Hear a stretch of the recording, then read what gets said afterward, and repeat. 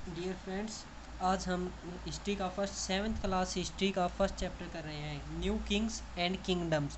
इस चैप्टर के अंदर हम जो किंग्स थे 7वीं से लेकर के 12th एडी तक, 7 एडी से लेकर के 12th एडी तक जितने भी रूलर्स हुए हैं हम उनको पढ़ेंगे। जितने भी पावरफुल रूलर्स हुए हैं हम उनको पढ़ेंगे। ठीक है, अब देखो पॉलिटिकल डेवलपमेंट 700 से 1200 एडी के बीच में जो पॉलिटिकल जो विकास हुए हैं, राजनीतिक जो विकास हुए हैं 700 से 1200 एडी के अंदर हम उन्हें पढ़ेंगे। 7 एडी से लेकर के 12 एडी तक। अब ये बात आई एडी की। एडी क्या होता है? एडी होता है anno Domini, in the year of lord. ठीक है। बीसी होता है बिफोर क्राइस्ट, ईसा मसीह के जन्म से पहले जो समय होता है उसे बीसी बोलते हैं। ठीक है। अब देखो by 6th century Gupta dynasty had come to an end. अब देखो 7 से लेकर 12 एडी तक तीन जो डायनेस्टी थी वे बहुत ही ज़्यादा पॉपुलर थी। नंबर 1 गुप्ता डायनेस्टी, ठीक है, नहीं सॉरी, जो थे राष्ट्रकूट, गुर्जर प्रतिहार और पालाज। इन तीनों के बीच में आपस में बहुत सारे युद्ध हुए हैं। ठीक है, और लगातार 300-400 सालों तक इनके बीच में लगातार युद्ध होते गए हैं। कभी राष्ट्रकूट्स के किंग्स ने ज़्यादा बड़ा अपना एम्पायर कर लिया गुर्जर प्रतिहार और पालाज को हरा करके, और कभी पालाज ने अपना एम्पायर बड़ा कर लिया जो उनको ये गुर्जर प्रतिहार और राष्ट्रकूटों को हरा कर, कभी गुर्जर प्रतिहार ने अपना किंगडम बड़ा कर लिया। इनके जैसे वंशज जो ज़्यादा पावरफुल हुए हैं हम उनके बारे में पढ़ेंगे। ठीक है, मैंने एक रफ इंडिया का मैप ड्रॉ किया है। ठीक है, यहाँ पर देखिए ये जम्मू कश्मीर है, वैसे लग तो नहीं रहा लेकिन आप देख लीजिए, ये जम्मू कश्मीर है, ये गुजरात है और ये दक्कन का पार्ट है। ठीक है, यहाँ पर है कन्नौज। ठीक है, ध्यान से देखिए, इस हिस्से में है कन्नौज, यहाँ पर कन्नौज, और यहाँ पर है गुजरात। यहाँ पर रूल करते थे गुर्जर प्रतिहार। ठीक है, यहाँ पर रूल थे, उन्होंने यहाँ से रूल करना स्टार्ट किया था। ठीक है, यहाँ पर है पालाज डायनेस्टी, देखिए यहाँ पर है पाला डायनेस्टी। यहाँ पर कौन है? गुर्जर प्रतिहार। और यहाँ पर है पालाज डायनेस्टी। ठीक है, गुर्जर प्रतिहार हो गया और पालाज डायनेस्टी हो गया। अब इसके बाद जो ये दक्कन का जो ये वाला हिस्सा है, यहाँ पर रूल करते थे राष्ट्रकूट। यहाँ पर रूल था राष्ट्रकूटाज का। ठीक है, अब ये है कन्नौज वाला पार्ट, यहाँ पर है कन्नौज। देखो जितनी भी लड़ाइयाँ हुई हैं इस कन्नौज के लिए हुई हैं। क्यों हुई है? देखो उस वक्त भी जितना भी व्यापार होता था वही कमाई होती थी, उसी के ऊपर टैक्स लिया जाता था। जो कन्नौज, और दूसरा इसका इम्पोर्टेंट रूल कारण ये था जितने भी किंग हुए हैं उन्होंने कन्नौज के ऊपर क्यों अपनी जो है पकड़ ज़्यादा मजबूत करने की कोशिश की। कभी गुर्जर प्रतिहाराज ने कन्नौज के ऊपर, कन्नौज को अपने कंट्रोल में लिया, कभी पालाज ने कन्नौज को अपने कंट्रोल में लिया, और कभी राष्ट्रकूटाज ने। क्योंकि कन्नौज से हम देखिए गुजरात के ऊपर हो रहे ट्रेड के ऊपर हम नियंत्रण कर सकते हैं, क्योंकि यहाँ से जितना भी ट्रेड होगा ईस्ट की साइड, वेस्ट की साइड में, अरब कंट्रीज़ की साइड में जितना भी ट्रेड होगा वो ज़्यादातर जलीय मार्ग से होगा, वो इंपोर्ट्स के माध्यम से होगा। और यहाँ पर ये कंट्रोल कन्नौज से बैठे बैठे कंट्रोल कर सकते हैं, क्योंकि इन्हें कन्नौज से होते हुए गुजरना पड़ता। क्योंकि देखिए मध्य प्रदेश के अंदर यहाँ पर फॉरेस्ट रीजन है। ठीक है, फॉरेस्ट रीजन होने की वजह से उन्हें कन्नौज से होते हुए यहाँ से गुजरात जाना पड़ेगा। ठीक है, जितने भी ट्रेड होंगे वो कन्नौज के रास्ते होंगे।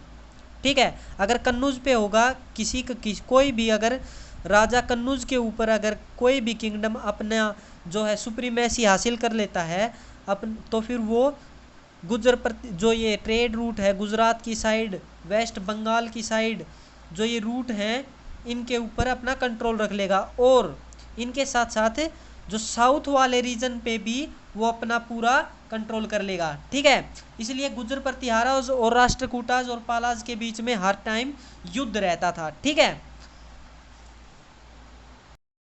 अब देखो बाई 6th सेंचुरी जो 6ठी शताब्दी के अंदर Gupta dynasty had come to an end, जो गुप्ता डायनेस्टी है उसका अंत हो गया था। ये जबरदस्त डायनेस्टी थी। गुप्ता डायनेस्टी जो थी बहुत ही गजब, इसे गोल्डन इरा भी बोलते हैं इंडिया का, क्योंकि इसके जो गुप्ता डायनेस्टी थी इसके अंदर बहुत सारे जितने भी डेवलपमेंट के जितने भी काम हुए हैं वो गुप्ता डायनेस्टी के अंदर हुए हैं। देखिए इसके अंदर हमारे आर्यभट्ट थे, यहाँ पर मैथमेटिशियन जो बहुत बड़े थे जिन्होंने जीरो की खोज की थी, बहुत बड़े कालिदास जो बहुत बड़े कवि हुए हैं वो भी इसी डायनेस्टी के अंदर थे। ठीक है, लगभग 6ठी शताब्दी के अंदर जो गुप्ता डायनेस्टी है आर्ट एंड कल्चर, यहाँ पर बहुत ही ज़्यादा जो पोएट आर्ट एंड कल्चर ये सभी गुप्ता डायनेस्टी के अंदर बहुत ही ज़्यादा मात्रा में उन को बढ़ावा दिया जाता था। और भी इसके बहुत सारे रीजन हैं जिसकी वजह से हम गुप्ता डायनेस्टी को गोल्डन इरा बोलते हैं। 6th सेंचुरी के अंदर गुप्ता डायनेस्टी थी। ठीक है, और इसको गोल्डन इरा ऑफ इंडिया बोलते हैं।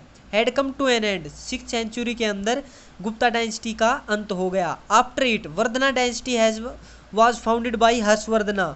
देखो जो गुप्ता डायनेस्टी थी वो 6th सेंचुरी के अंदर वो ख़त्म हो गई। उसके बाद वर्धन डायनेस्टी थी उसने अपनी नींव रखी, और उसका जो सबसे फेमस जो किंग था वो था हर्षवर्धना। ठीक है, after few years of this dynasty also come to an end, कुछ साल राज करने के बाद इस डायनेस्टी का भी अंत हो गया। इन नॉर्थर्न इंडिया, उत्तरी भारत में the post Vardhana age became the age of small kingdom. जो यहाँ पर हर्षवर्धना के जाने के बाद जो कन्नौज के ऊपर इसने अपनी सत्ता को हासिल किया था, कन्नौज के बाद जो इसकी डेथ हो जाने के बाद हर्षवर्धन की, वहाँ पर कोई राजा नहीं था, इसलिए छोटे छोटे कुट्स के अंदर फाइट हुई जो ताकि वह कन्नौज के ऊपर अपनी सत्ता हासिल कर सके। ठीक है,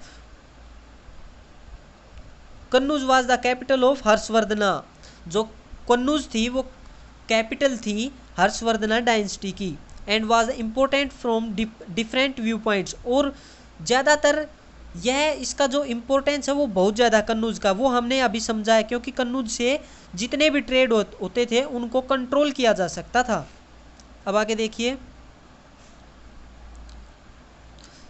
it's important could not become less. देखिए हर्षवर्धन के मर जाने के बाद, उसकी डेथ के बाद भी कन्नौज की इम्पोर्टेंस कम नहीं हुई। वहाँ पे छोटे छोटे कूट बन गए जहाँ पर जो कन्नौज के लिए लड़ने लगे।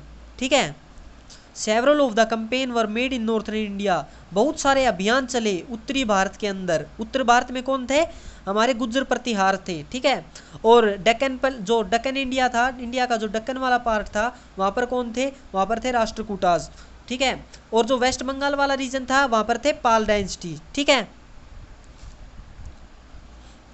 वे जो छोटे छोटे कूट्स के अंदर काफ़ी लड़ाइयाँ हुई और ताकि वह कन्नौज के ऊपर कंट्रोल पास के, and fort one another though some of them became very powerful, लेकिन उनमें से कुछ तो बहुत ज़्यादा पावरफुल हो गए थे, लेकिन फॉर ए टाइम, कुछ समय के लिए।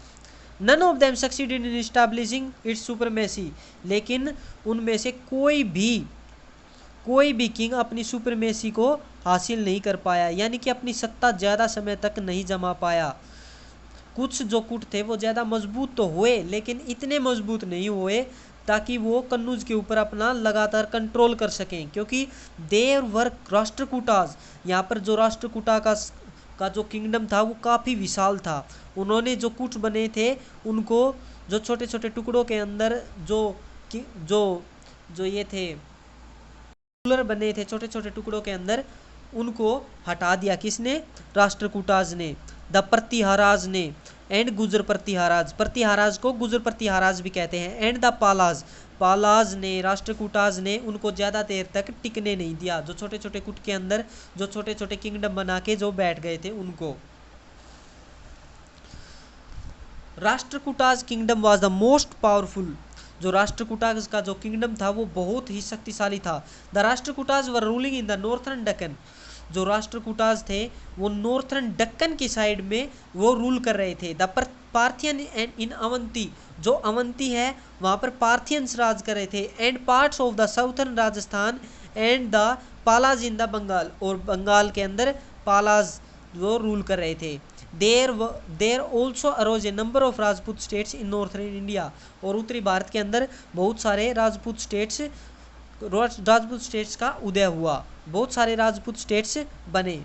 देखिए particularly after the decline of the Pratiharas, Pratiharas के ख़त्म हो जाने के बाद, उनकी डायनेस्टी का अंत हो जाने के बाद, these states were continuous involve in war, अंत हो जाने के बाद भी जो प्रतिहाराज थे उनके पास था गुजरात, राजस्थान का जो साउथ वेस्ट राजस्थान था वो उनके कंट्रोल में था, लेकिन जो गुजरात था वहाँ पर ट्रेड होता था, ठीक है, उसके लिए वो टैक्स लेने के लिए वो काफ़ी लड़ते रहे हैं, जबकि कन्नौज से उनकी सत्ता जो है छिन गई थी, ठीक है। Though some of them such as Chauhan of Ajmer, कुछ उनमें से चौहान, अजमेर के चौहान बन गए। गडावलाज ऑफ कन्नौज, कन्नौज के गडावलाज, एंड परामर्श ऑफ मालवाज, और परामर्श ऑफ मालवाज, इस्टेब्लिशिंग पावरफुल किंगडम्स, और उन्होंने अपने छोटे छोटे टुकड़ों के अंदर अपना जो किंगडम था वो इस्टेब्लिश कर लिया। The most powerful kingdom to emerge in India after Guptas was that of the Cholas, जो गुप्ताज डायनेस्टी थी जिसे हम गोल्डन इरा भी बोलते हैं, उसके बाद चोलाज का जो डायनेस्टी थी वो सबसे ज़्यादा पावरफुल हुई है। सबसे ज़्यादा पावरफुल जो किंगडम था वो था म्यूर का, म्यूरा किंगडम जो था, मौर्य जो किंगडम था, चंद्रगुप्त मौर्य था जिसके अंदर जो चाणक्य थे, वो जो किंगडम था वो सबसे ज़्यादा पावरफुल था, क्योंकि अशोक ने लगभग सारा भारत को जीत लिया था।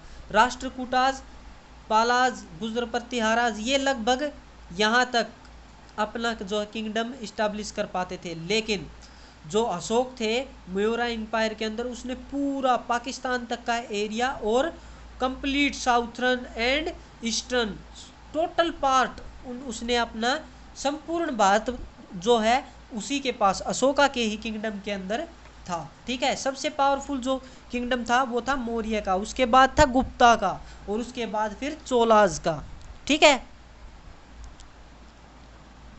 The Cholas kings subdued the Pallavas, Pallavas को हरा करके चोला किंग ने अपनी नींव लिखी। After the defeating of the Pandyas and Cheras ruler, Pandyas और चेराज के जो रूलर थे उनको भी हराया।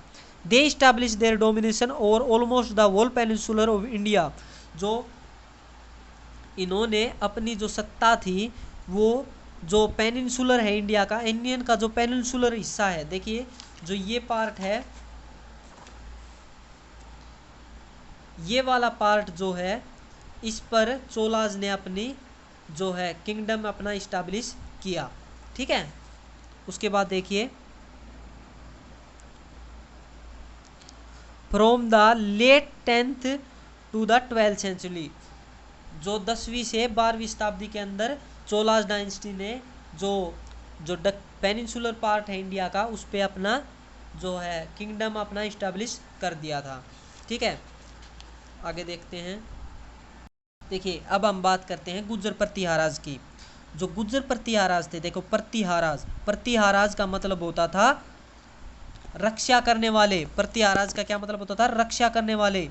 एंड गुज्जर प्रतिहाराज, उन्हें गुज्जर प्रतिहाराज भी क्यों कहा जाता था, क्योंकि ये गुजरात वाले एरियाज के अंदर थे, इसलिए इनको गुज्जर प्रतिहाराज भी बोल दिया जाता था।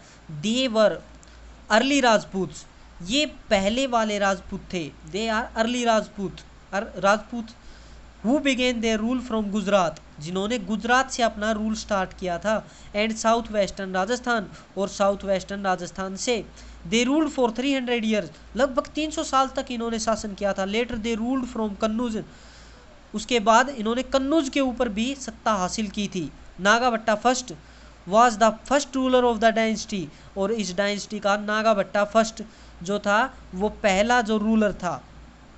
प्रतिहाराज रोज टू पावर अंडर हिम,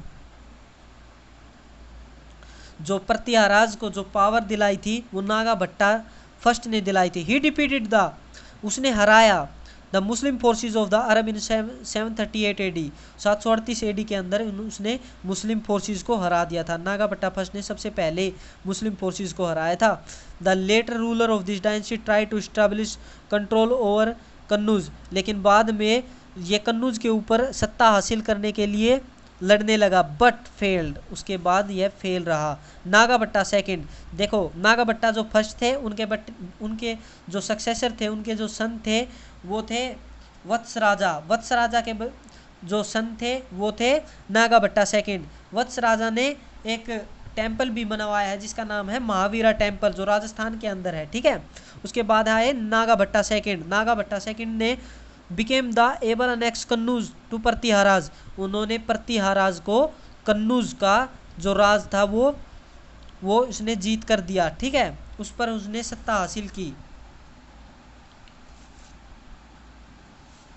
सफेद setback at the hand of Palas and Rashtrakutas, जो कन्नूज था उस पर राज था राष्ट्रकूटाज और पालाज का, उन सबको हरा करके पाल जो नागाभट्टा फर्स्ट सेकंड थे उन्होंने जो कन्नूज को अपने शासन के अंदर मिला लिया और यहाँ से वो रूल करने लगे, ठीक है। गुजरात पे ट्रेड होती थी, वेस्ट बंगाल के अंदर जो ट्रेड होती थी उनका सारा का सारा टैक्स आता था, इससे वो पावरफुल बन जाते थे, ठीक है।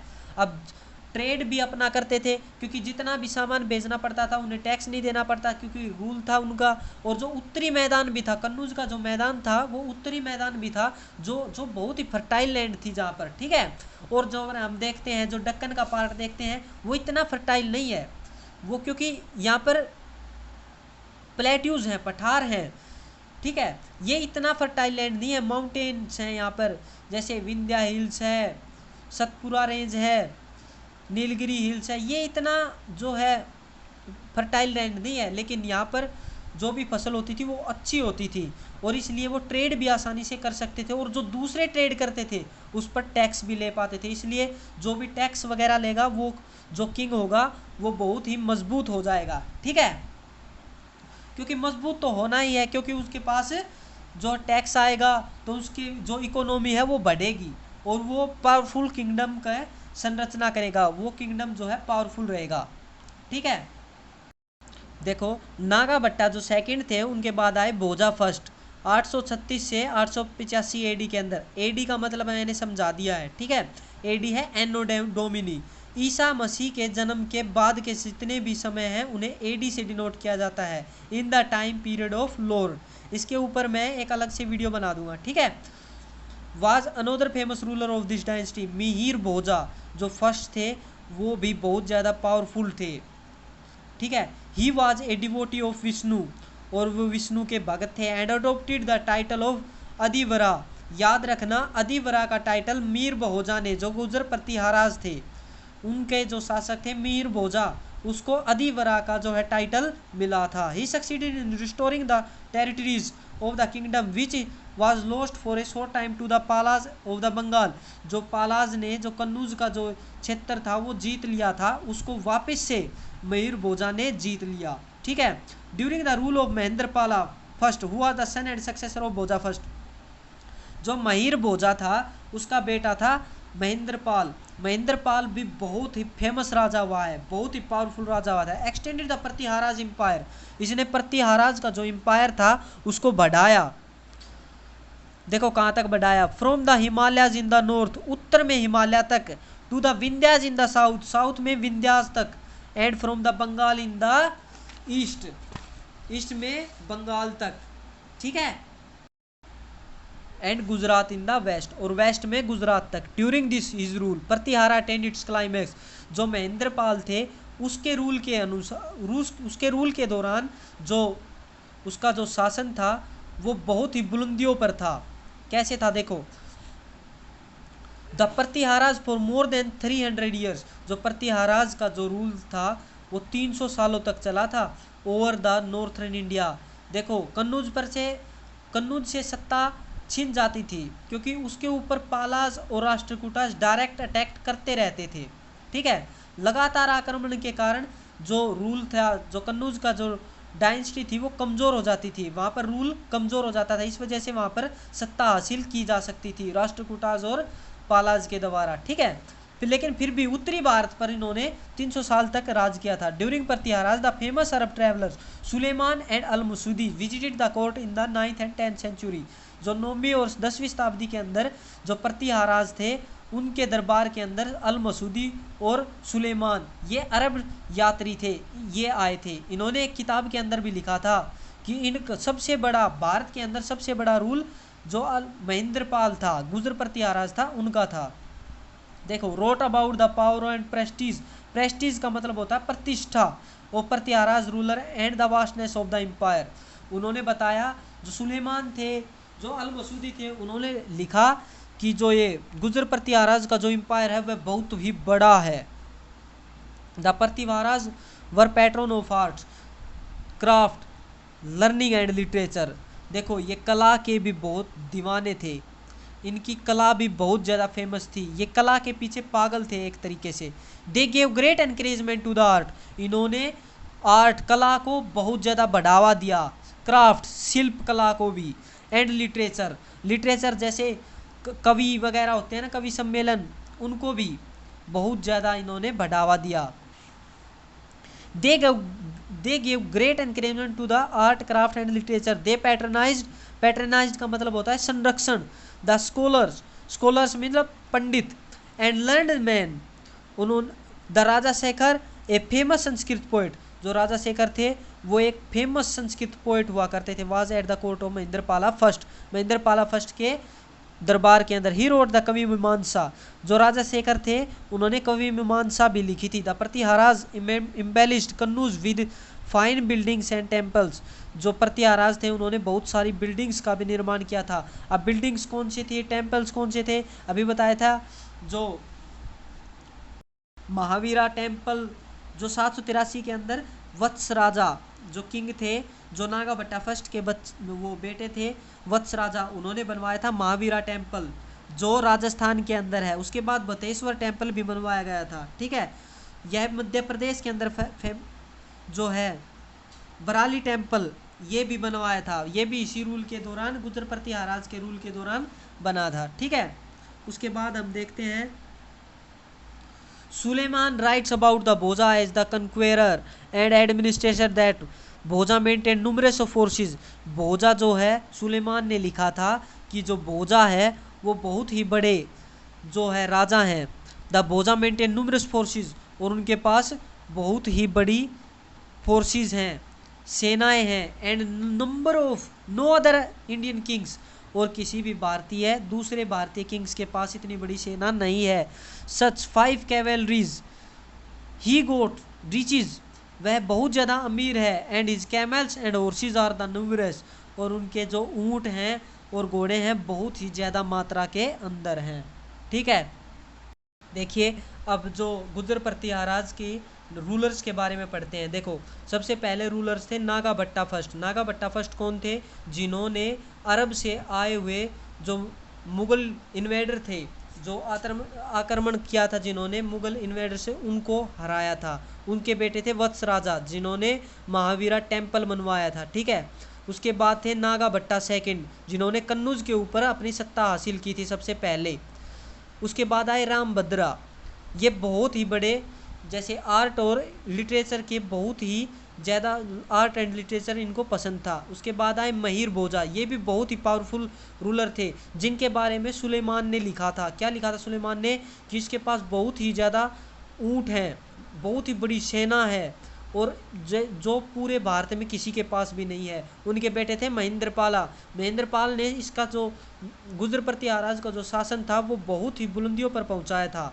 ठीक है, कैसे, उन्होंने बताया था ना, नॉर्थ में हिमालय तक, साउथ में विंध्यास तक, एंड वेस्ट में राजस्थान तक, एंड ईस्ट में बंगाल तक। इन्होंने पालाज को भी हरा दिया था राष्ट्रकूटाज को भी हराया था। ठीक है, इनका सबसे बड़ा जो शासन था वो महेंद्रपालाज का था। ठीक है, आज हमने गुजर प्रतिहाराज के बारे में पढ़ा है। ठीक है, गुजर प्रतिहाराज गुज्जर प्रतिहार, प्रतिहार का मतलब क्या था, प्रतिहार का मतलब था रक्षक, ये रक्षक थे किस चीज़ के, ये हमारे वेस्ट से जितने भी आक्रमण होते थे उनको रोक लेते थे, ठीक है।